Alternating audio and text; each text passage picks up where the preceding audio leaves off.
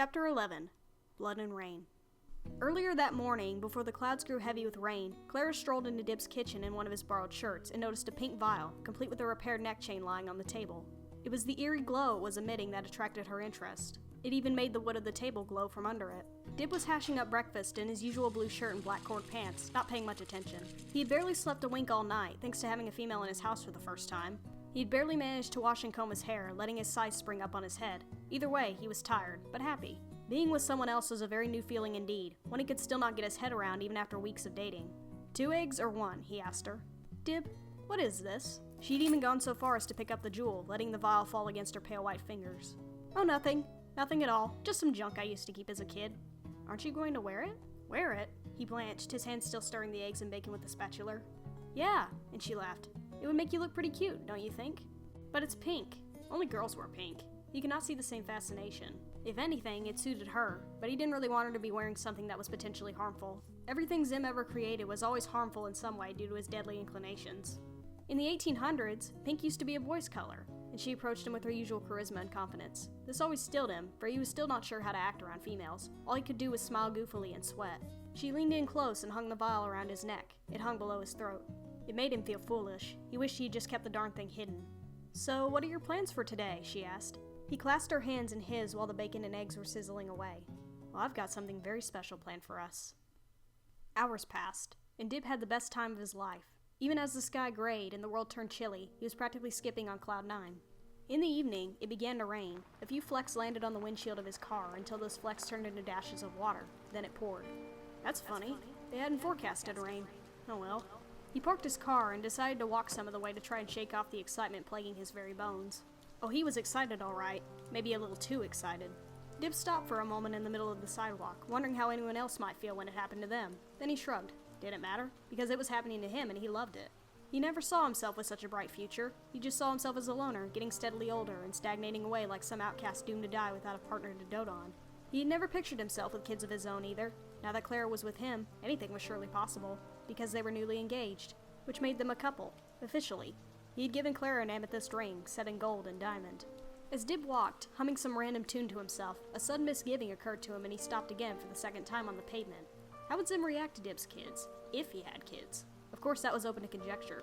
Zim was an alien who had never had that same emphatic feeling a human would get for its own kin. Zim was a heartless monster who did not understand love, paternity, or even his own fathering instinct. It was quite possible he viewed Dib's children as a threat and killed them without any malice, just instinct like a male lion would slaughter another male's cubs, to lessen the competition.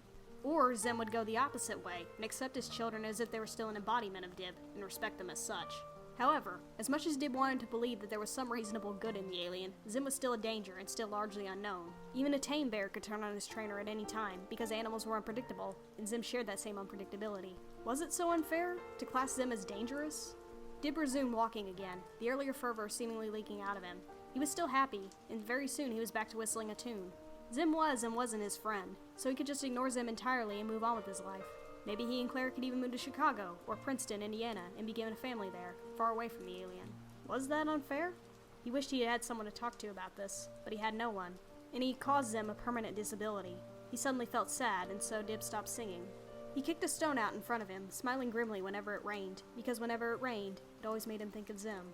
He parked his car 1 block down, thinking of walking the rest of the way because the evening was quiet, and he wanted to get some of the consuming excitement out of his system. Now it was getting cold and pretty wet.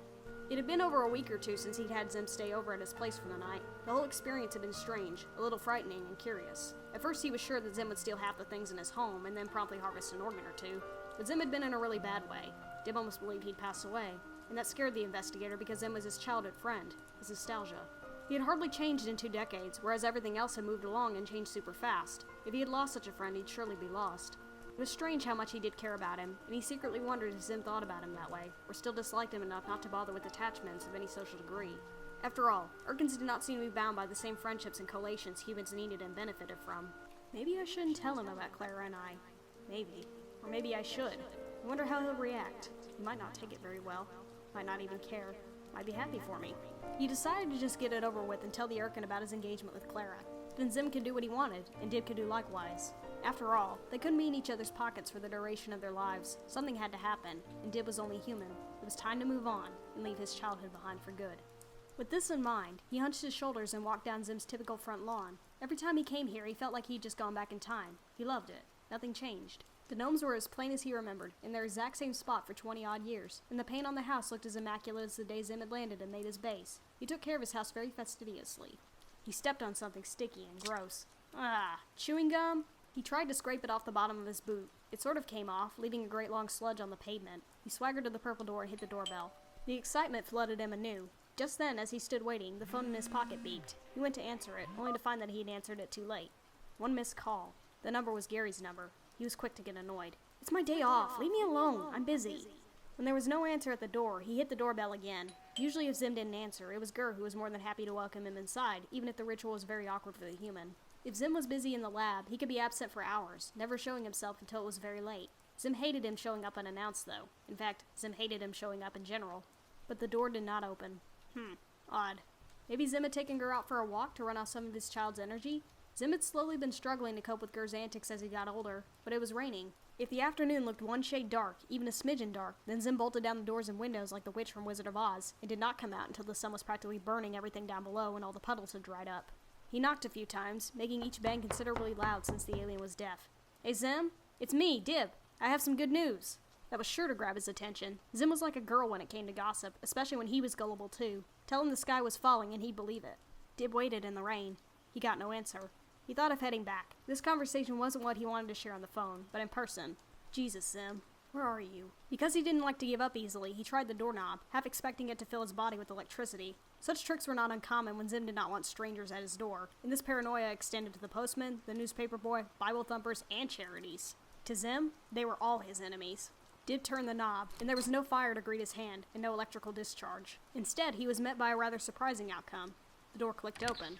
It was unlocked. Dib opened it casually, making his presence known all the while in the fear that Zim may yet emerge and shoot at him with some alien-type gun. "Zim? It's Dib. The door's open and I'm coming in. I want to talk. I think you'll like what I have to say." The front lounge was eerily quiet and lifeless, which was never normally so when it came to Zim's living habits. There was no Gur. In fact, the couch was completely empty of miniature robots, food mess, or even plushies. The TV was black with inactivation, and the kitchen beyond was just as empty. "Zim?" he called, spooked now. Zim never left his base so openly unguarded before. The proximity alarm should have gone off long before Dib even touched the doorbell, so why wasn't he up here? And where was Gur? Outside, the rain picked up a stronger gusto, and the wind added to the symphony. This reinforced the idea that Zim couldn't possibly be out there, walking Gur. Maybe he's sleeping? "Zim," he called, thinking that surely Zim must be hiding around a corner, ready to surprise him. "Clara and I, well, we had decided to get engaged." There, he'd said it. He braced himself for insults, or congratulations, or something, but he got no repertoire of any kind, at least, not by an angry Ergen. Instead, he was answered by Zim's very own computer system. Its low voice filled the room almost without a source. Dib looked for it, but saw no speakers of any kind, yet it was all around him, loud, clear, and in perfect English. "Zim is not in the vicinity. You, Dib Kaiser Membrane, are intruding." Dib wasn't sure how seriously to take that. Was it a threat, or just an automated response? "Then you know who I am, and that I am no threat." There was only one moment of intermission before the computer gave out its calculated response. "Then proceed no further until you have Master Zim's permission." "So if he isn't in the vicinity, where is he?" Dib asked, still looking around for the source of the computer's voice. There were plenty of tubes and wiring on the ceiling, enough to fill a gymnasium. "He went outside only an hour ago." "Where was he going?" "He did not confirm his objective." "Okay. Anger?" "You are not authorized to have access to that information." Dib was taken aback. Never had he been given such an abrupt answer before, and since when was Gur's whereabouts strictly prohibited? The rain hit harder outside, pelting the window and closed door like an avalanche of tiny fists all knocking at once. It was getting truly awful out there. He stepped forwards, undetermined on how best to proceed. Something like this had never happened before. Should he just give up and go home? Zim's business was Zim's business. Unless, of course, world domination really was involved this time. Then he stepped on more sticky residue. It was in the carpet. Gross! He again tried to smudge it from the bottom of his shoe, then stopped. This residue was all over the floor, in puddles. Sticky puddles. Zim's computer? What is this stuff on the floor I'm treading in? He thought that it was perhaps nothing more ordinary than Gur's habitual sugar spillages. For all he knew, it was just liquid juice, or some energy drink that Gur had spilled. The computer took slightly longer processing this response, as if it was debating with itself whether or not to clue Dib up onto what this stuff really was. It had obviously come to a decision. "That green residue is drawing Erkin tissue, or in layman's terms, blood." "Blood? Erkin blood?" He looked again at the dregs on the floor, his mind struggling to understand what the computer had just told him. "From Zim?" "That is correct." Panic, dread, and horror collided into him all at once, and suddenly he wanted to run and find him. Then where is he? I have to find him. What the hell happened in here? The computer repeated its earlier response. He did not confirm his objective. In his condition, did he hurt himself again? You are not authorized to have access to that information. Dib rolled his eyes. Sure. And he had left about an hour ago. But to where? If he had been injured, where would the Urkin have gone to? Then his face lit up with the answer, and the panic got worse. I gotta go. He raced for the door. The computer did not answer. He threw the door open and dashed out into the rain. No longer did he feel the cold, hard bite of the resulting downpour, but the pavement was slick and very wet. He had to be careful not to slip as he ran. On his chest, the pink vial glowed brightly. The splotches of green were not easy to follow. They were almost spaced unevenly apart, about 20 feet or more. Some were tiny droplets, others were much more remarkable. How he could not have noticed this beforehand was beyond him, but he was noticing it now. The tracks led down the first block, and luckily to his car. He jumped in, started the engine, and started following the sidewalk very closely. He had his brake lights on and ignored all the angry drivers who overtook them, bleating angrily on their horns as they did so. He thought he had Zim all figured out. The bloody tracks were in the direction of his own home, but the tracks veered off entirely to somewhere else shortly after, which confused Dib completely. He had to get out of his car to follow a side alley that led to a dead-end street that he had never been to before. Why Zim had chosen to come this way was a mystery. Maybe he had, God forbid, come out without his disguise and saw someone approaching him, hence why he ducked down here. But there were no answers for Dib in this place, only puddles of blood that were steadily being washed away by the rain. If he did not find Zim before long, then soon he wouldn't be able to track him at all. It was as if the gods were conspiring against him. Why am I worrying about an alien anyway? Oh, shut up, Dib. You damn know well why. I've known him too long. He got too old to take over our world. He's a friend, even if I can't trust him. He fought through the rain, running almost blind in the storm in unfamiliar territory as the pink vial bounced against his chest. The dull evening light was now too dim to see by, and he wished he had brought a torch along with him from the car. His phone started to ring. Excitedly, he got it out of his pocket, hoping it was his alien. In his disappointment, he saw that the number calling was Gary's, again. There was a moment of gross indecision, to answer the call or to just ignore him. Oh, Jesus. He hit the little green icon and answered. Yeah? It's Dib. Make this quick. I'm having a bit of an emergency right now. You're having an emergency? He heard Gary snap on the other end of the call. I've been chasing a fucking alien through Lincoln. I've been trying to contact you. This is big. You gotta get down here, quick. Dib had to stop and lean against the wall in fear he'd just keel over at the news. What? I know, right? It sounds insane, but I chased after it with my umbrella, but the damn thing escaped me and I have no proof. I was going to get a jar to gather up its blood, but the rain has washed it all away. I can't believe it. I was this close, man. If you come down Bishop Street, we can hunt it down together. It's small and it was limping pretty badly. We can do this. Only one concern was spearing through his mind. Did you hurt him? What? I said, did you hurt him? What kind of question is that? Replied Gary on the other end of the line. Dib pinched his eyes shut. Where did you see him last? Up at Fleet Street, down the alleyways. I checked all down there, though. It's long gone. Oh my God. He hung up before Gary said anything else. His mind was storming with problems anew, and he quickened his already fast pace, looking frantically in every nook and cranny as he splashed through deepening puddles. It wasn't long before he realized he had a bit more of a problem. Gary had called the police. Cops were everywhere. Their blue and red lights flashed heavily in the sweeping rain, and men patrolled the sidewalks and alleyways with their dogs. Gary was amongst them, helping the search. A young cop with a mustache was trying to draw what Gary had seen on a notepad under the roof of a retail shop. Dib ran up to the one who was in charge. The man wearing a military cap was eating a soaking wet donut in the rain. "Excuse me, sir," Dib piped up, trying to sound genuine, even though he was out of breath and looked spooked half to death. "There's been a mistake." He could barely see out of his glasses. They were so speckled in rain, but he saw the cop turn slowly towards him. "Can you move aside, young man?" the man said dismissively. "We've got an investigation on our hands, and we don't want anyone in the way." Dib whipped out his paranormal investigator's card and showed it to the cop. "I work in the field. Gary reported seeing an alien, did he not? Well, it's a hoax." "Excuse me?" "I work with Gary. He makes these elaborate lies to get attention. Pull your men back." The cop looked straight into his eyes, but the oath bound Dib to the spot. Whenever his resolve cracked, all he had to do was remember that sunny afternoon when Zim was being strangled to death by the snare he had set. And so, Dib did not step down. "Your coworker Gary was awfully convincing," returned the cop. Dib put his card away. He had to go, and outrace the police if he had to, so he stepped back onto the sidewalk and commenced his search. Deep down, Dib had always had a feeling this would happen someday, and Zim would get chased and then caught. As he grew madly desperate, he started calling, ignoring the odd looks the rare few people he encountered were giving him. "Zim? Zim, where are you? Please, answer me." At least Gary's story had confirmed that Zim was out here and was seriously hurt, hence the green liquid. And the computer did not lie, after all. When asked the right questions, it gave the right answers. "Zim!" The rain was like a thick blanket. It seemed to press downwards, making Dib hunch forwards as he ran, tripping a few times in the wet. The faint sprinkles of blood were all washed away now, and he was proceeding blind. "Zim!" Cars splashed by, their headlights cutting through the dark. He was scared and had come too far to give up. He could not stop searching. It could not leave Zim out here, hurt. God, Zim, please don't be out here, please. What if I do find you and the rain has melted you down to your bare bones? It was a sickening thought, one he did not wish to see come true. Perhaps the Arkan had sought shelter and was safe. He tried to look for other distinguishing marks, like boot prints or any signs that a small green alien had passed by. After rushing down a small pathway between two residential allotments, he came to a miserable dead end. All around him was nothing but chain-link fences and dumpsters where the residents dumped their trash. And it smelt bad. This was the back end of Fleet Street. He'd been everywhere else, including Bishop Street. He cursed, kicking at the ground with his right boot heel. Now where am I supposed to go? Back to my car? Back home? Or back to Zim's house on the slightest chance he's returned? He was about to turn around and head back the way he had come with less impetus when his foot stepped on something. He stopped and bent over it in the dark and rain. It looked like a child's ebony sock. He stole forwards and just using his index finger and thumb, picked it up on its edge. It was so soppy and wet that it hung from his fingers like a sodden tongue. But it was no sock. It was a slippery plastic boot. Zim's boot. His eyes scanned anew for any further evidence, hope coming in leaps and bounds. His eyes adjusted to the dim light of the dumpster as rain thundered all around in violent harmony. He went over to the far corner where two big dumpsters stood, their contents so full that their lids were partway open to emit foul smells. In the dark recess, between the dumpster and the chain-link fence, was a mound of wet newspaper. From it was a faint hissing sound, like something sizzling in the microwave, and a wispy haze was rising into the rain. Dib went on his hands and knees, not caring for 1 minute about the wet gravel and the grime, and he looked under the newspaper tent. Within it, lying awkwardly on his side, eyes closed in distress, was Zim. Dib immediately went to work. Believing innocently enough that Zim had just been caught in the rain and was waiting it out, he began shrugging off his trench coat. Zim, what the hell are you doing out here? Good thing I found you. I can't believe you're out here. And without your damn disguise again, you stupid fool. The cops are out there looking for you. Zim's eyes opened slightly at his shouts, revealing a line of crimson. Dib?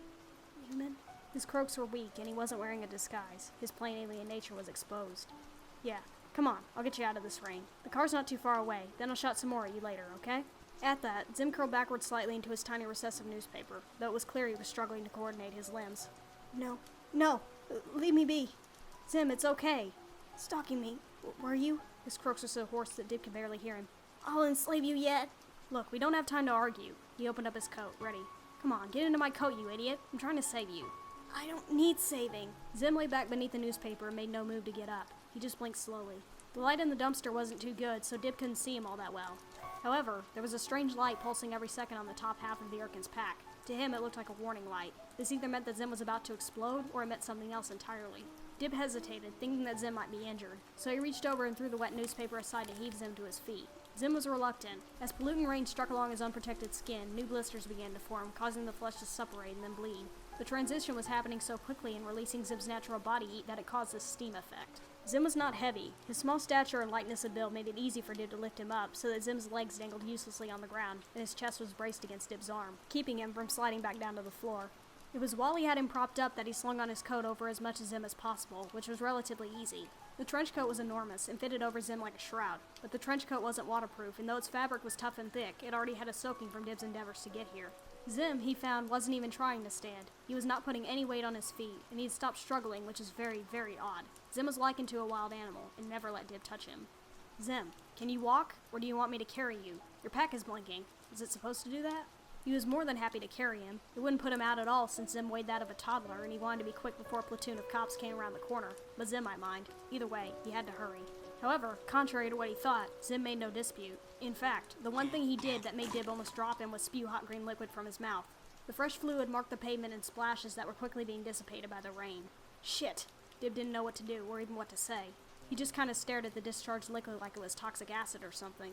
But what he did need to do was get him back to the car and out of this infernal storm. Then Zim could argue and fight him as much as his heart desired. So with this in mind, he swung into action, because action made him get moving. It made him repress the thoughts in his mind. Think too much and you won't get anything done.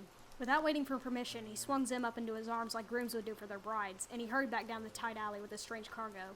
Zim squealed tightly at this. The sound was 2 parts pain, 1 part anger. The paranormal investigator could hardly see. The rain had dotted his lenses with water droplets, and the street lights above fractured these droplets into a kaleidoscope of light. His hair was streaming, and the thin shirt on his back was steadily being blotted until the dark material had stuck to his skin. Zim did not protest or struggle anymore, which struck Dib as not only unusual, but worrisome. Zim was a proud, arrogant creature who hated help and touch above all else, and gloated about his own superior abilities whenever he could get a word in edgewise, so the silence was disturbing. Zim, talk to me. Is it the rain? The blood. The blood trail I followed. Does it all come from him? Where's it all coming from? He felt warm wetness against his arms and suspected it to be more freshly emitting blood. Hey, Fudgekin, talk to me. Talk to me, please? This time, the mocking nickname solicited no response. Zim had his eyes shut tight. He left the residential area, trying to rework his way back by memorizing the route he had previously taken. In the dark, and struggling to see out of his glasses, he found this very hard. If he got lost now, things might get worse, unless he could stand under some shelter until the rain abated, which didn't look promising. It was the kind of rain that lasted all night, maybe even longer. Why'd you get caught out in the storm, Fudgekin? Why? You've never been caught in the rain before. The coat had him well protected, except for his antenna. Not wanting to crush them or kink them out of joint, especially the broken one, Dib had purposely let them sticking out, for they were the most delicate part of Zim's anatomy. His face and limbs were all deeply secure in the recesses of the coat, but the coat itself was wet, and he wasn't sure if Zim's skin was still blistering regardless. Just a little further. Please talk to me. Why are you so quiet? You're never quiet, Zim. All you do is shout, and curse, and hate. Feeling lost, he listened to the distant sound of traffic and went towards it. Before long, he remembered the route, the broken door by a "Don't Walk on the Grass" sign. Then there was another street lamp, and another, and before he knew it, he was back on the main sidewalk where the road connected. There was an empty bus stop, and Dib ducked under its dome glass shelter for some brief repose. An oval area of dry ground encircled the bench, while beyond that was a steady curtain of rain. He could hear the police sirens in the near distance, and their dogs barking. His car was less than 60 yards away. If he strained with his eyes, he could just see it parked across the road beneath the street lamp. Other cars streamed past, little waves of water being swept along by their tires. Dib had never known it to be so wet. He wished he had paid better attention to the forecast, and that Zim had too. Where was Zim going anyway at such a strange hour, and without his disguise on? Did he have a death wish or something? Zim didn't usually come to areas outside of his own home territory. In fact, his home was almost 2 miles back the other way. Unless, of course, those dumpsters had some special secret intelligence to share. There was not a lot Zim did anymore that still surprised him. Zim, hey, you hurt somewhere? Zim barely opened his bright eyes, and even his right antenna, usually more animated than the expressions on his countenance, was limp and did not so much as twitch. One drop of water ran down the torn split in Zim's broken antenna and dripped off the tattered end. Something was badly wrong. He had not seen Zim move on his own since he had pulled him up from beside the dumpster. His mind, spiking with panic, went to possible scenarios. Maybe he's been hit by a car. Maybe a dog attacked him. Or he's been shot by a human who saw him without his disguise. I'm getting you to my home, Zim. From there I'll sort you out. And no funny stuff, okay? Zim did not reply. He merely moaned in pain before closing his eyes completely shut. Dib took a breath as if he was about to plunge into watery depths, and he broke out into the rain once more, his boots making big splashes as he ran along the sidewalk. When there was a gap in traffic, he darted across the road like a spooked animal, carrying Zim closely to his chest. During the crossing, he heard his alien screech out in pain, and he jumped at the noise, but he could not stop, and he hoped to God no one else had heard. Dib was fortunate. The sound of the storm pretty much droned out all other noise. The sound of the car sloshing through the water on the road was loud enough. He reached the other side, breathing heavily, but he did not have the luxury of stopping to check Zim over. The longer he was out in the rain, the more danger the alien was in. After another 10 seconds, he got to his car. A blanket of rain was drumming on his roof and trunk. He hit the button on his car keys and the headlights blinked on. Using one very wet, slippery hand, Dib shoved the front door open and bundled Zim inside. At once, Zim started whimpering and crying as if he was in too much pain and was no longer able to endure it. Dib unwrapped a little of his coat to reveal his head. Then he wisely strapped the seatbelt across the alien's chest with the storm breathing down his back. The seatbelt was too large for Zim, so he clipped in the bottom belt and the shoulder strap he pushed behind the seat. Then he closed the door and hurriedly went round to the driver's side. Once in, he turned on the heater and activated the wind wipers. Just hold on, Zim. A little further and we'll be at my place. Zim was all curled up on the seat, rigid and tense with pain. When he next opened his eyes, the keen light in them was gone. In fact, his eyes had stopped shining since the EMP incident. Leave me alone! You're stalking me! He was repeating himself over and over. Lastly, however, as Dib turned to look at the rearview mirror for cops, he cried in a squeaky voice. I'm scared. Don't hurt Zim. It wasn't the sort of thing that Zim would ever say, and it cut into Dib's heart, leaving a wound that would never close for the rest of his life. It's okay, buddy. It's okay. Just keep breathing. I'll sort you out. Don't worry. He released the handbrake and put the car into first gear upon activating his indicator. Once there was an opening in the line of oncoming cars, Dib pulled out and was driving down the road as rain tried to veneer the windshield. The wind wipers worked strenuously to hold back the torrent of water. As he drove, his glasses started to steam up, so he tried to wipe them clean with the edge of his shirt whenever he could. The car heater was blasting warm air into the compartment, yet it was a slow process and Zim was shivering like he was full with fever. His eyes, though partly hooded, were open at least. His little arms were clutching Dib's coat to his chest. The smell of separating flesh and Irkin's sweat and blood was thick in the car. They passed a cop car, and Dib tried to stay calm and relaxed. They didn't stop or ask him to pull over, and they just carried on driving. Zim, talk to me. How are you feeling? The traffic was moderate. It was late at night, and people were still coming home from work or going out to parties, and the rain made everyone drive slower. Zim muffled out a few Irkin laments, but made no verbal replies that Dib could understand. In fact, he just tried to curl up tighter on his seat, in obvious discomfort. Thick green fluid from an unknown source lined his lips, and some of it was pooling under Zim's rear. It's a lot of blood. He swung his eyes back to the road when he almost didn't brake in time. The other car in front had stopped at the red traffic lights, and he'd almost gone straight into the other car's rear. Fuck, gotta keep my eyes on the road.